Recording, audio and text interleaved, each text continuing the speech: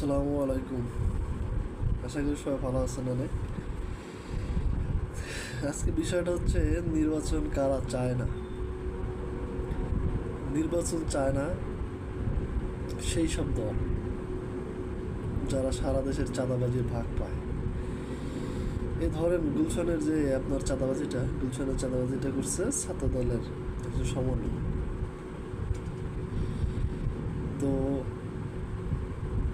কোটি টাকার উপরে কিন্তু তারা চাঁদা নেয় না। তো চিন্তা করেন, ওর মতন একটা টোকাই ছেলে 1 কোটি টাকা যদি একটা জায়গা থেকে চাঁদা নেয়, তাহলে চাঁদার ভাগ এনসিপি নতুন রাজনৈতিক দল পায়, তারপরে জামাত পায়। চরমনায় পায় কিনা আমি জানি না, কিন্তু যতদিন এই সরকার ক্ষমতায় আছে ততদিন এনসিপি, জামাত, চরমনায় এরা মোটামুটি একটু চাঁদাবাজি করতে পারবে, চাঁদাবাজির ভাগাটা ভালো করে পাবে। সেই জন্য তারা নির্বাচনটা চায় না।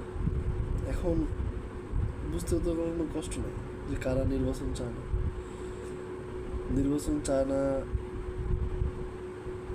যারা চাঁদাবাজির ভাগা পাইতেছে, তারাই নির্বাচন চায়।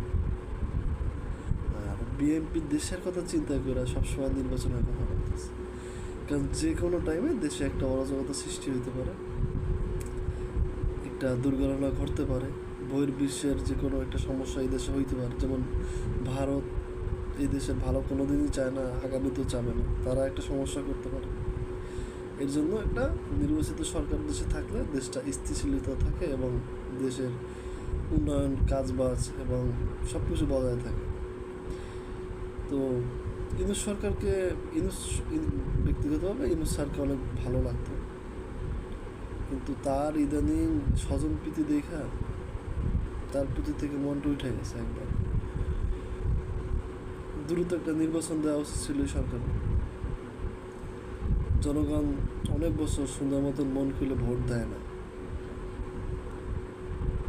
তো এই নতুন চাঁদাবাজ দলদের সুযোগ সুবিধা দেওয়ার জন্য ইউনূস সরকার এত গরমবেশি করতেছে।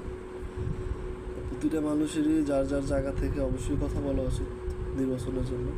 আগামীতে সুষ্ঠু একটা নির্বাচন যেন এই দেশে হয়, তার জন্য অন্তত আমাদের সবাইকে কথা বলা উচিত। আল্লাহ হাফেজ। ভালো থাকবেন সবাই, সাবধানে থাকবেন।